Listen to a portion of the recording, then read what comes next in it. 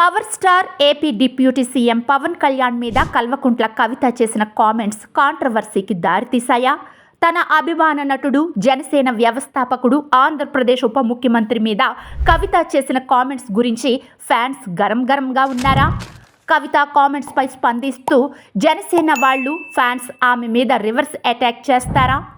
BRS నాయకురాలు MLC Kalvakuntla Kavitha ఇటీవల మీడియాకి ఇచ్చిన ఇంటర్వ్యూలో పవన్ కళ్యాణ్పై షాకింగ్ కామెంట్స్ చేశారు.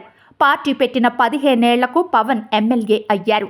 ఆయన డిప్యూటీ సీఎం కావడం ఏపీ ప్రజల దురదృష్టం అంటూ కవిత చేసిన వ్యాఖ్యలపై జనసేన నాయకులు, అభిమానులు ఆగ్రహం వ్యక్తం చేస్తున్నారు. పవన్ కళ్యాణ్ అనుకోకుండా డిప్యూటీ సీఎం అయ్యారు.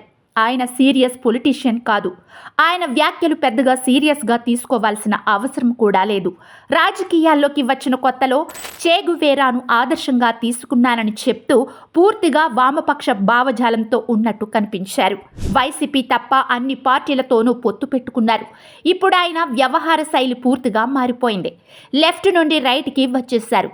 బీజేపీ పక్కన చేరినప్పటి నుంచి హిందుత్వం మీద అతిభక్తి పెరిగిపోయింది. సంబంధం లేని ప్రకటనలు చేస్తా ఉన్నారు.